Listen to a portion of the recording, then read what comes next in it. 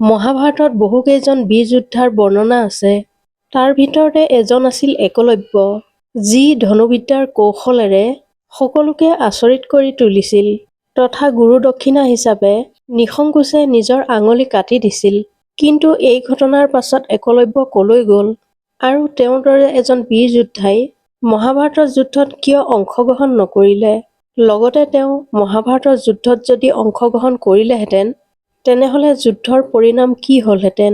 সকলোবোৰ প্ৰশ্নৰ উত্তৰ আজি আমি এই ভিডিঅ'টোত জানো আহক। মহাভাৰতৰ কথা উল্লেখিত অনুসৰি দ্বাপৰ যুগত প্ৰয়াগৰাজৰ ওচৰত সিংবেৰপুৰ নামৰ এখন ৰাজ্য আছিল আৰু সেই সময়ত সেই ৰাজ্যৰ ৰজা আছিল হিৰণ্যধনু। একলব্য নিষাদৰাজ হিৰণ্যধনুৰ পুত্ৰই আছিল। যিহেতু মহাভাৰত কালত নিষাদ জাতিক ক্ষুদ্ৰ জাতি হিচাপে গণ্য কৰা হৈছিল, সিংবেৰপুৰৰ বিষয়ে বৰ বেছি বৰ্ণনা পোৱা নাযায়।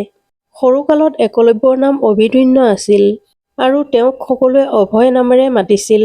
5 বছৰ বয়সত যেতিয়া তেওঁ শিক্ষা লাভৰ বাবে গুৰুকুললৈ গৈছিল, তেতিয়া গুৰুৱে তেওঁক আৱেগ বুদ্ধি সততাক লক্ষ্য কৰি তেওঁৰ নাম একলব্য ৰাখিলে। এই গুৰুকুলতে এবাৰ পুলক মুনিয়ে ধনুবিদ্যাত একলব্যৰ নিষ্ঠা আৰু আগ্ৰহ দেখি নিষাদৰাজ হিৰণ্যধনুৰ ওচৰত গৈ উপস্থিত হ'ল আৰু ক'লে যে আপোনাৰ পুত্ৰ একলব্যৰ মাজত শ্ৰেষ্ঠ ধনুধাৰী হোৱাৰ সকলোবোৰ গুণ আছে। কেৱল ইয়াৰ বাবে এজন ভাল গুৰু মাৰ্গদৰ্শনৰহে প্ৰয়োজন। তেতিয়া পুলক মুনিৰ কথা মতে ৰজা হিৰণ্যধনুৱে একলব্যক গুৰু দ্ৰোণাচাৰ্যৰ ওচৰলৈ লৈ গ'ল আৰু একলব্যক তেওঁৰ শিষ্য হিচাপে গ্ৰহণ কৰিবলৈ অনুৰোধ জনালে। কিন্তু গুৰু দ্ৰোণাচাৰ্যই একলব্যক শিক্ষা দিবলৈ মান্তি নহ'ল। দ্ৰোণাচাৰ্যই একলব্যক শিক্ষা নিদিয়াৰ দুটা কাৰণ আছিল বুলি কোৱা হয়। প্ৰথম হ'ল একলব্য এজন ক্ষুদ্ৰ জাতিৰ যুৱক আছিল আৰু দ্বিতীয় হ'ল একলব্য নিষাদ ৰাজ্যৰ ৰাজকুমাৰ আছিল।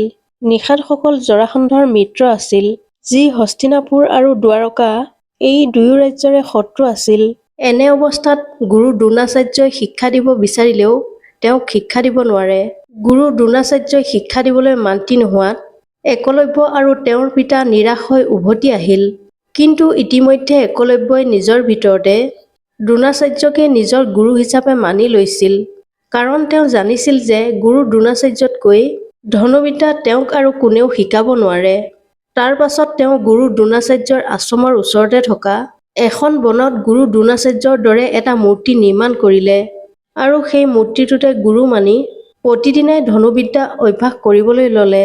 কেইবামাহো পাৰ হৈ যোৱাৰ পাছত এদিন যেতিয়া গুৰু দ্ৰোণাচাৰ্যই পাণ্ডৱসকলক ধনুবিদ্যা শিকাই আছিল, সেই সময়ত ওচৰতে এটা কুকুৰে ভুকি আছিল। অলপ পাছত কুকুৰটোৰ মাত নাইকিয়া হ'ল। তেতিয়া তেওঁলোকে কুকুৰটোক তেওঁলোকৰ ফালে আহি থকা দেখিলে।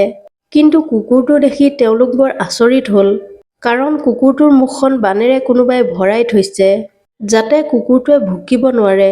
কিন্তু কুকুৰটোৰ মুখৰ পৰা এটোপালো তেজ ওলোৱা নাছিল। এই কাণ্ড দেখি গুৰু দ্ৰোণাচাৰ্যই ক'লে যে এই কুকুৰটোৰ এনে অৱস্থা কোনে কৰিছে?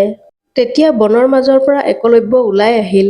গুৰু দ্ৰোণাচাৰ্যক সেৱা কৰি ক'লে যে আপোনাৰ কৃপাত মই এই কুকুৰটোৰ মুখত বাণ মাৰিছিলোঁ। একলব্য মুখৰ পৰা এনে কথা শুনি গুৰু দ্ৰোণাচাৰ্যই ক'লে যে হে বালক, তুমি কোন হয় আৰু মই তোমাৰ গুৰু কেনেকৈ হ'লো? গুৰুদেৱ, মই হিৰণ্যধনুৰ পুত্ৰ একলব্য। মই কিছুদিন আগতে আপোনাৰ ওচৰত শিক্ষা গ্ৰহণ কৰিবলৈ আহিছিলোঁ, কিন্তু আপুনি মোক শিষ্য হিচাপে স্বীকাৰ নকৰিলে।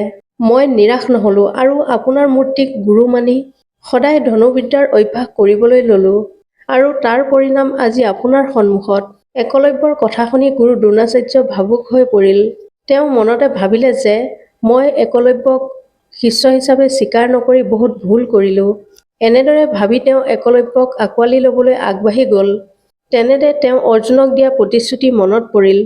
তেওঁ অৰ্জুনক কথা দিছিল যে তেওঁ অৰ্জুনক সংসাৰৰ সৰ্বশ্ৰেষ্ঠ ধনুধৰ কৰি তুলিব। সেই কথা মনত পৰাৰ লগে লগে গুৰু দ্ৰোণাচাৰ্য ৰৈ গ'ল আৰু একলব্যক ক'লে যে তুমি কোন ঠাইত মোৰ প্ৰতিমা বনাইছা, আমাক তালৈ লৈ ব'লা। তাৰ পাছত একলব্যই তেওঁলোকক তালৈ লৈ গ'ল। তাত গৈ গুৰু দ্ৰোণাচাৰ্যই নিজৰ প্ৰতিমা দেখি বৰ সন্তুষ্ট হ'ল। কিন্তু তেওঁ ভাবিলে যে যদি এনেদৰে একলব্যই ধনুবিদ্যা শিকি থাকে, তেওঁ নিশ্চিতভাৱে অৰ্জুনতকৈ ডাঙৰ ধনুধৰ হৈ পৰিব। সেয়েহে তেওঁ একলব্যক ক'লে যে যদি তুমি মোক গুৰু মানিলা, তেনেহলে ময়ো তোমাক আজিৰ পৰা শিষ্য হিচাপে স্বীকাৰ কৰিছো। সেয়েহে তুমি মোক এতিয়া গুৰু দক্ষিণা দিয়া। গুৰু দ্ৰোণাচাৰ্য মুখৰ পৰা এনে কথা শুনি একলব্য বৰ সন্তুষ্ট হ'ল আৰু তেওঁ ক'লে যে হে গুৰুদেৱ, যিহেতু আপুনি মোক শিষ্য হিচাপে স্বীকাৰ কৰিলে, সেয়েহে মই ধন্য হ'লো। কওক আপোনাক গুৰু দক্ষিণা হিচাপে মোৰ পৰা কি লাগে? দ্ৰোণাচাৰ্যই ক'লে যে হে বাছা, গুৰু দক্ষিণা হিচাপে মোক তোমাৰ সোঁহাতৰ বুঢ়া আঙুলিটো লাগে। গুৰু দ্ৰোণাচাৰ্যৰ কথা শুনি একলব্য আচৰিত হ'ল যদিও তেওঁ নিসংকোচে সোঁহাতৰ বুঢ়া আঙুলিটো কাটি গুৰু দ্ৰোণাচাৰ্যৰ চৰণত ৰাখিলে। তাকে দেখি গুৰু দ্ৰোণাচাৰ্যৰ চকুৰ পৰা চকু পানী বৈ আহিল। তেওঁ একলব্যক ক'লে যে হে বাছা, এতিয়ালৈকে মোৰ বহুত শিষ্য হ'ল আৰু আগলৈও হ'ব, কিন্তু তোমাৰ দৰে শিষ্য কোনো গুৰুৱে কেতিয়াও নাপাব। তাৰ পাছত তেওঁলোক নিজৰ আশ্ৰমলৈ ঘূৰি আহিল আৰু একলব্যও নিজৰ ৰাজ্যলৈ ঘূৰি গ'ল। তাত তেওঁ বুঢ়া আঙুলিৰ অবিহনে ধনুবিদ্যাৰ অভ্যাস কৰিবলৈ ল'লে আৰু এজন ডাঙৰ ধনুধাৰী হৈ পৰিল।